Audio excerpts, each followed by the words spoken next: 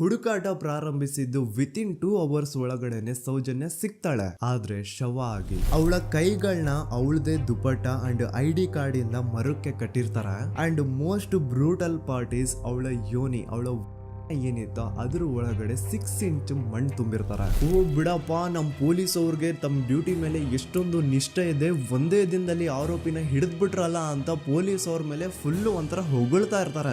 ಆದ್ರೆ ಪಾಪ ಜನರಿಗೆ ಎಲ್ಲಿ ಗೊತ್ತಿತ್ತು ಈ ಕೇಸ್ ನ ರಿಯಲ್ ಆರೋಪಿ ಬೇರೆ ಯಾರೋ ಇದಾರೆ, ಪೊಲೀಸ್ ಅವರೇ ಈ ಕೇಸ್ ನ ಮಿಸ್ಲೀಡ್ ಮಾಡೋದಕ್ಕೆ ಸುಮ್ನೆ ಸಂತೋಷ್ನ ಅರೆಸ್ಟ್ ಮಾಡಿದ್ದಾರೆ ಅಂತ. ಪೊಲೀಸ್ ಅವರು ಈ ಕೇಸ್ ಅಲ್ಲಿ ಕರಪ್ಟ್ ಆಗಿದ್ದಾರೆ, ಪೊಲೀಸ್ ಅವರೇ ಸತ್ಯ ಮುಚ್ಚಿಡ್ಲಿಕ್ಕೆ ಟ್ರೈ ಮಾಡ್ತಿದ್ದಾರೆ. ಹಾಗಾಗಿ ಈ ಕೇಸ್ ನ ಇನ್ಮುಂದೆ ಪೊಲೀಸ್ ಅವರಲ್ಲದೆ CBI ಅವರು ಇನ್ವೆಸ್ಟಿಗೇಷನ್ ಮಾಡಬೇಕು, ಈ ಕೇಸ್ ನ CBI ಒಪ್ಸಿ ಅಂತ ಅಗೇನ್ ಪ್ರೊಟೆಸ್ಟ್ ಗಳು ಸ್ಟಾರ್ಟ್ ಆಗ್ತವೆ. ಸೌಜನ್ಯ ಕೇಸ್ ಒಂದೇ ಅಲ್ಲ, ನಾರಾಯಣ ಹಾಗೂ ಯಮುನಾ ಕೇಸಲ್ಲೂ, ವೇದವಲ್ಲಿ ಕೇಸಲ್ಲೂ, ಆ ಬ್ಯಾಂಕ್ ಮ್ಯಾನೇಜರ್ ನ ಕೇಸಲ್ಲೂ ಹಾಗೂ ಪದ್ಮಲತಾ ಕೇಸಲ್ಲೂ ಸೀದಾ ಡೈರೆಕ್ಟ್ ಡೌಟ್ ಬರೋದೆ ಊರಿನ ಗೌಡ್ರ ಮೇಲೆ. ಸೌಜನ್ಯ ಕೇಸ್ ಬಿಟ್ಟು ಆ ಇನ್ನೊಂದು ಕೇಸ್ ಯಾವುದು, ಅದಕ್ಕೂ ಸಂತೋಷ್ಗೂ ಏನ್ ಸಂಬಂಧ, ಅದ್ರಲ್ಲಿ ಯಾಕೆ ಸಂತೋಷ್ನ ಪೊಲೀಸ್ ಅವರು ಫಿಟ್ ಮಾಡಿದ್ರು ಅಂತ ಪ್ರತಿಯೊಂದು ಹೇಳ್ತೀನಿ.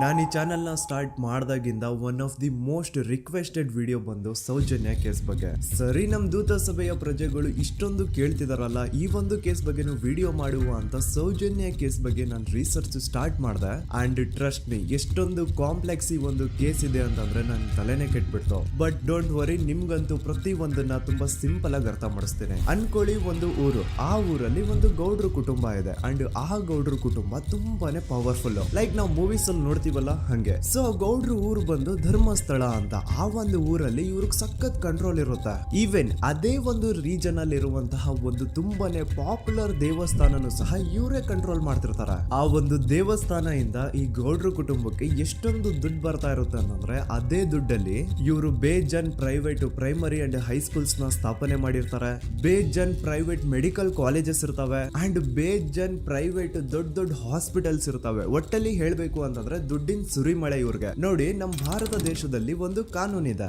ದ ರಿಲಿಜಿಯಸ್ ಎಂಡೋಮೆಂಟ್ ಆಕ್ಟ್ 1863 ಅಂತ.